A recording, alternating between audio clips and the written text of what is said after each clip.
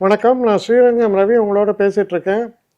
இது ஆகஸ்ட் மாதம் 23ஆம் தேதி தொடங்கி 29ஆம் தேதி வரை உள்ள 4ஆம் வாரத்திற்கான பலன்கள். சிம்மராசி நேயர்களை பொறுத்த வரைக்கும் கம்பீரமாக திகழ்வீர்கள். உங்களுக்குள்ள உள்ள ஒரு பயம், ஒரு நிச்சயமற்ற தன்மை, இதெல்லாம் சுத்தமாக காணாமே போயிடும். உங்களுடைய ஒரு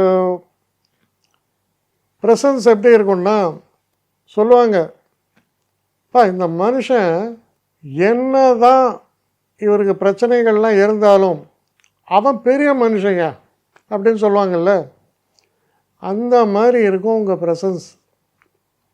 ரொம்ப சிறப்பான ஒரு செயல்பாடு.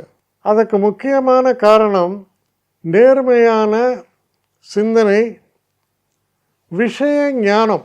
இது ரெண்டும் உங்களுக்கு கை கொடுக்குது. உடல் ஆரோக்கியம் முன்ன பின்ன தள்ளாடுது. அப்போ உடல் ஆரோக்கியத்தில் கவனம் தேவை. அதுவும் குறிப்பாக ஒரு 55-60 வயசானவங்கள்லாம் அதிக கவனம் செலுத்த வேண்டிய அவசியம் இருக்கிறது. அதே மாதிரி சில நேரங்களில் செலவுகள் என்பது கட்டுப்படுத்த முடியாமல் இருக்குது.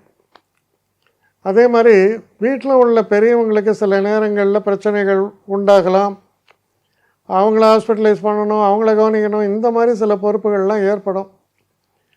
அதனால் ஒரு விதத்தில் பார்த்தா தன்னம்பிக்கை ஒளிரும், தைரியமாக செயல்படுவீர்கள். அதே நேரத்தில் சில சோதனைகளும் உண்டு.